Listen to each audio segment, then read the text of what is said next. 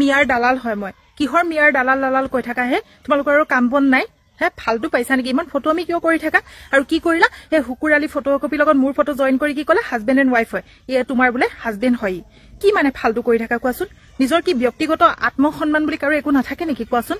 হা মই যে হয় ঠিক আছে মূৰত কাপোৰখন লৈ ভিডিঅ' বনাইছিলো তেতিয়া গালি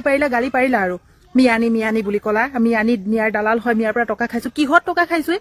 দেখিছিলা তোমালোকে টকা খোৱা এটা যদি প্ৰমাণ আনি দিয়া নহয় তেতিয়া কম ফালতু কথা কব আহে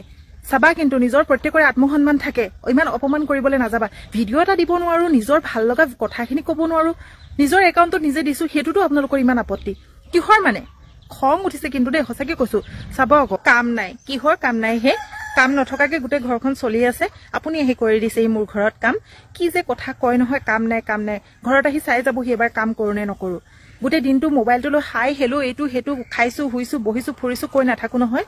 অকনমান আমাৰো মন যায় নিজৰ মনৰ অনুভৱখিনি প্ৰকাশ কৰিবলৈ সেয়েহে যেতিয়া সুযোগ পাওঁ কাম বন সামৰি ব্যস্ততাৰ মাজতে অকনমান সময় উলিয়াই ভিডিঅ' অকনমান কৰি থওঁ আৰু মনৰ ভাৱখিনি প্ৰকাশ কৰো যিখিনি ডায়েৰীত লিখা নহয় আজিকালি সেয়া ভিডিঅ'ৰ জৰিয়তে প্ৰকাশ কৰো আৰু সেইখিনিতো আপোনালোকৰ আপত্তি এবাৰ মানুহক সমালোচনা কৰাৰ সলনি অকনমান উৎসাহ আৰু প্ৰেৰণা দি চাবচোন অকনমান হাঁহি এটা উপহাৰ দি চাব ভাল এটা ফিডবেক পাব মানে ওপৰলাই দিব ভগৱানে দিব গম পাইছেনে ইমান বেছি সমালোচনা নকৰিব নাপায় মানুহক ইমান গালি দিবলৈ আৰে না চাব মন নগলে নাচালেই হৈ গ'ল আমাৰ যদি কিবা এটা বেয়া লাগে আমি নাচাওৱে ন ইমান গালি কিয় দিয়ে কওকচোন কাম নাই এইবিলাক বকি থাকক আৰু জ্ঞান দিবলৈ অহা নাই মই জ্ঞানী নহয় হা জ্ঞানী কৈ নাথাকিব আৰু কি কৈছে জ্ঞান দিব আহিছো না মই জ্ঞানী নহয় জ্ঞান দিব অহা নাই আপোনালোকৰ দৰে এগৰাকী সাধাৰণ মানুহ হয় কেৱল মাত্ৰ মনৰ অনুভৱখিনি প্ৰকাশ কৰি ভাল লাগে কাৰণে প্ৰকাশ কৰো ক্লাছ 5ৰ পৰাই ডায়েৰীত নিজৰ দিনলিপি লিপিবদ্ধ কৰি থোৱাৰ অভ্যাস মোৰ আছিল 2014 চনত আপগ্ৰেড হৈ ফেচবুকত পোষ্ট দিবলৈ আৰম্ভ কৰিলো ডায়েৰী আৰু কলম লৈ ফুৰাৰ এলাহত মানে সময়ৰ লগত সকলোৱে খোজ দিছে আমিও আগবাঢ়ি গৈছো আপোনালোকেও গৈছে কেৱল মই নহয়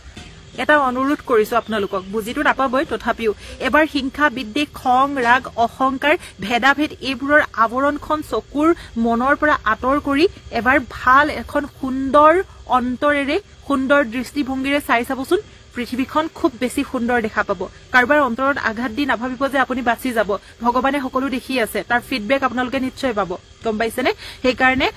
ভাল মনৰ অধিকাৰী হৈ ভালভাৱে জীয়াই থাকক আনৰ অন্তৰত আঘাত দি নহয় কাৰোবাৰ অন্তৰত আঘাত দি যি আখৰিক তৃপ্তি লাভ কৰিছে সেয়া টেম্পৰাৰী হয় পাৰ্মানেণ্ট কেতিয়াও নহয় মনত থব ওপৰৰে শিল ছটিয়াই ফুলৰ আশা নকৰিব এতিয়াও সময় আছে শুধৰক নিজৰ মনটো চাফা কৰি এখন সুন্দৰ সমাজ গঢ়িবলৈ চেষ্টা কৰক সুন্দৰ সমাজটো বাদেই দিয়ক নিজৰ ঘৰখন সুন্দৰ হ'ব নিজৰ মনটো যদি সুন্দৰ হয় আপোনালোকে কৰা বেয়া মন্তব্যবোৰে আমাক বহুত কষ্ট দিয়ে চকুপানী বৈ আহে কেতিয়াবা মন যায় ঘৰত গৈ ঝাৰি থৈ আহিম ঠিকছে কিন্তু আপোনালোকৰ দৰে হ'ব নোৱাৰো বাবে একো কৰিব নোৱাৰো তাৰ অৰ্থ এইটো নহয় যে আমাৰ সৰলতাই দুৰ্বলতা হয় গতিকে সাৱধান হওক সুন্দৰভাৱে জীয়াই থাকিবলৈ চেষ্টা কৰক সকলোকে কোৱা নাই যিসকলক কৈছো এনেও নিশ্চয় তেওঁলোকে গাত পাতি ল'বই গতিকে ধন্যবাদ জনাইছো ভুল হলে ক্ষমা কৰিব বাই বাই আজিলৈ মই মিয়ানি হৈ গলো মানে মুছলমান হৈ গলো মই ইছলাম ধৰ্ম গ্ৰহণ কৰিছো আৰু এটা কথা জানেনে মই কলিমা কবলৈও শিকিছো যেটো ফাৰ্ষ্ট কলিমা আছে লা ইল্লাহা ইল্লাল্লাহু মুহাম্মাদুৰ ৰাসূলুল্লাহ উচ্চাৰণত ভুল হ'ব পাৰে ক্ষমা কৰিব তাৰ অৰ্থ হৈছে যে আল্লাহৰ বাহিৰে অন্য কোনো উপাস্য দেৱতা নাই অৰ্থাৎ মই এতিয়া নতুনকৈ গ্ৰহণ কৰিছো ধৰ্মটো মানে মই নিজৰ ধৰ্মৰ পৰা স্থানান্তৰিত হৈছো ধৰ্মান্তৰিত হৈছো অন্য এটা ধৰ্মলৈ গতিকে মই মিয়ানি হৈ গলো কেনেকৈ গম পাইনে কিন্তু এটা ইন্টাৰেষ্টিং কথা হ'ল without following any legal process কোনো ধৰণৰ আইনী প্ৰক্ৰিয়া গ্ৰহণ নকৰাকৈ মই এটা ধৰ্মৰ পৰা অন্য এটা ধৰ্মলৈ জপিয়াই পাৰ হৈ দিলো একদম ইজি প্ৰসেস হয় সেকেন্ডৰ ভিতৰতে যিকোনো ধৰ্মৰ পৰা আপুনি সলনি হ'ব পাৰে মই চাব দেই কেনেকৈ মই মুছলিম হৈ গলো অতি সোনকালে মই মিয়ানি হৈ গলো চাব আপোনালোকক দেখাইছো 1 সেকেন্ডৰ ভিতৰত চেঞ্জ হৈ যাম এটা একদম জাদুই ট্ৰিক হয় গম পাইছানে মেজিক ট্ৰিক হয় যেটো কৰি মই সেকেন্ডৰ ভিতৰতে মুছলিম হৈ যাম চাব দেই এতিয়া মই মোৰ নিজৰ ধৰ্মত আছো ন চাব 1 সেকেন্ড আপোনালোকে একদম অপেক্ষা কৰক 1 সেকেন্ডৰ ভিতৰত চাব মই এতিয়া মুছলিম হৈ যাম চাব এয়া চাওক মই লগে মুছলমান হৈ গলো হয়নে এটা কথা কওকচোন ঠাণ্ডা দিনত কি আপোনালোকে এনেকৈ কাপোৰখন নলয় আমি কি এনেকৈ ঠাণ্ডা লাগিছে বুলি স্কাৰ্ফখন লৈ নলওঁ কওকচোন কি কথা এইটো তাৰ পিছত হৈ গল এতিয়া মই দেখাম ৰব এই যে স্কুটিখন লৈ যেতিয়া ঘূৰ ৰ'দত ওলাই যাওঁ চুকা ৰ'দত ঠিক আছে তেতিয়া এনেকৈ কৰি এতিয়া চাই থাকক দেখিবলৈ ধুনীয়া লাগিছে কিন্তু দেই এতিয়া চাব এখন চাওক এখন এনেকৈ বান্ধি যাওঁ কিহৰ কাৰণে জানেনে ৰ'দৰ পৰা বাচিবৰ কাৰণে এতিয়াও মই হৈ গলো মিয়ানি ঠিক আছে মিয়াৰ দালাল হৈ গলো মিয়ানি বুলি নকওঁ বাৰু ঠিক আছে আৰু এই ধৰি লওক এনেকে থাকিলো আৰু এনেকে কিবা কৰি তেতিয়া মই কি হৈ গলো তেতিয়া একে হৈ গলো মিয়াৰ দালাল হৈ গলো আৰু এতিয়া চাওক সম্পূৰ্ণ মুছলমান দৰে লাগিছে নে মানে মিয়াৰ দালালৰ দৰে মিয়ানি লাগিছে এটা কথা কওঁ শুনক মোৰ চেহাৰাটোৱে এনেকুৱা মই কি কৰিম কওকচোন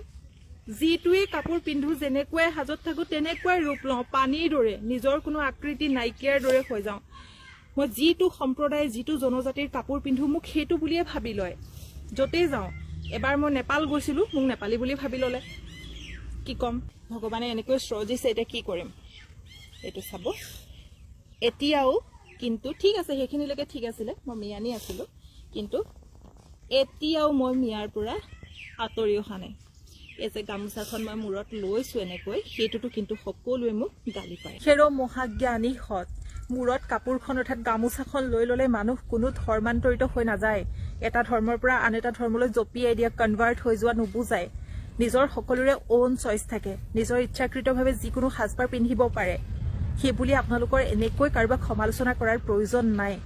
মই কাপোৰখন লৈ ললেই কি মোৰ ধৰ্ম পৰিৱৰ্তন হৈ গল মই মিয়ানি হৈ গলো মিয়াৰ দালাল হৈ গলো কি মানে এইবোৰ কওকচোন কিবা যদি বেলেগ ক্ষেত্ৰত বেয়া দেখিছে তেতিয়া কওক আৰু হেৰো অলগতসকল ইমান সহজ কথা নহয় এটা ধৰ্মৰ পৰা অন্য এটা ধৰ্মলৈ কনভাৰ্ট হোৱাটো বহুত লিগেল প্ৰচেছ থাকে আইনী প্ৰক্ৰিয়া ফলো কৰাৰ পিছতে কিন্তু এটা ধৰ্মৰ পৰা অন্য এটা ধৰ্মলৈ কনভাৰ্ট হ'ব পাৰি বুজি পাইছা যদি ইমানে সহজ হলহেঁতেন তেনেহলে বিবাহ ক্ষেত্ৰত ইমান বেছি সমস্যাৰ সন্মুখীন হ'বলগীয়া নহলহেঁতেন আমাৰ মন গলে যিকোনো ধৰ্মৰ লগত আমি বিবাহ পাশত আবদ্ধ হ'ব পাৰিলোহেঁতেন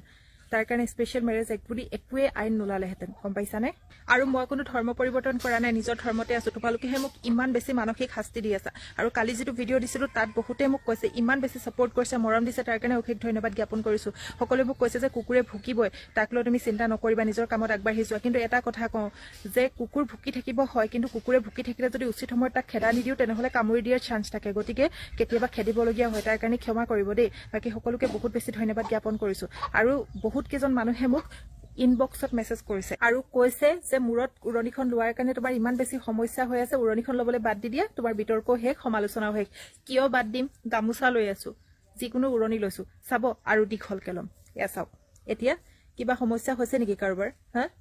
আৰু দীঘলকে লম যেতিয়া মোৰ মন যায় তেতিয়া লম যেতিয়া মন নাযায় মই নলওঁ গতিকে শুভাকাংক্ষী হিচাপে এটাই অনুৰোধ কৰিম কোনো এজন ব্যক্তিৰ ওপৰত নাইবা কোনো এটা সম্প্ৰদায়ৰ ওপৰত বিৰূপ মন্তব্য কৰি থকাতকৈ নিজৰ কামত মনোযোগ দিয়ক চাবচোন আপোনাৰ নিজৰে উন্নতি হোৱাৰ লগতে সমাজখনৰ পৰা এটা বেয়া বস্তু কমি যাব ধন্যবাদ জনাইছো ভুল হলে ক্ষমা কৰিব